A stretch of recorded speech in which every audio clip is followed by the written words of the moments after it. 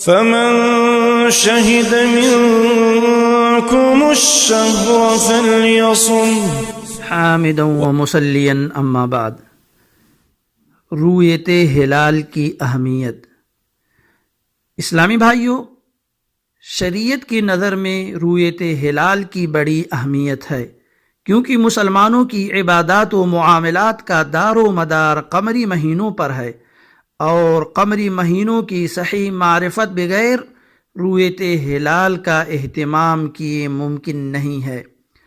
خصوصاً محرم، شعبان و رمضان اور ذی الحجہ کے مہینوں کا چاند اور اس کا اہتمام کچھ زیادہ ہی اہمیت کا حامل ہے، کیونکہ ان مہینوں سے اسلام کے بعض ارکان منسلک ہیں۔ حضرت عائشہ رضی اللہ عنہا آپ صلی اللہ علیہ وسلم کا یہ معمول نقل فرماتی ہیں، اللہ کے رسول صلی اللہ علیہ وسلم شعبان کے چاند یا دنوں کو یاد رکھنے میں جس قدر اہتمام سے کام لیتے تھے، اس قدر کسی دوسرے ماہ کے دنوں کو یاد رکھنے کا اہتمام نہیں فرماتے تھے۔ پھر رمضان کا چاند دیکھ کر روزہ رکھتے، لیکن اگر 29ویں شعبان کی شام کو بدلی چھا جاتی تو 30 کی گنتی پوری کرتے، اس کے بعد روزہ رکھتے تھے۔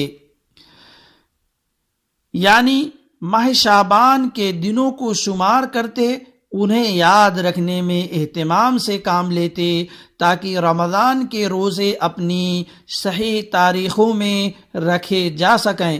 ایسا نہ ہو کہ شعبان کے دنوں کے شمار میں بھول ہو جائے تو رمضان کے روزے خطرے میں پڑ جائیں۔ سامعین کرام، مسلمانوں کی زندگی کے بہت سے مسائل قمری مہینوں سے اس طرح منسلک ہیں کہ رؤیت ہلال کا اہتمام کیے بغیر ان کی صحیح ادائیگی مشکل ہے، جیسے عدت طلاق، عدت وفات، نذر کے روزے، کفارے کے روزے جیسے واجبی امور، نیز عرفہ کا روزہ، عاشورہ کا روزہ اور اس طرح کے اور نفلی روزے، عید الاضحیٰ اور ایام تشریق کی صحیح تعین، جن دنوں کا روزہ رکھنا حرام ہے ان کی معلومات، یہ تمام امور اور ان کے علاوہ مسلمانوں کے باہمی لین دین کے مسائل بغیر رؤیت ہلال کے اہتمام کے ممکن نہیں۔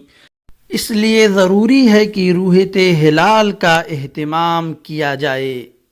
اگر ہر مہینے کے چاند اور اس کی رؤیت کا اہتمام نہ کیا گیا تو ان تاریخوں کی صحیح تعین کس طرح ممکن ہے؟ لیکن بدقسمتی سے مسلمان دوسرے دینی امور کی طرح اس بارے میں بھی کوتاہی کا شکار ہے۔ اللہ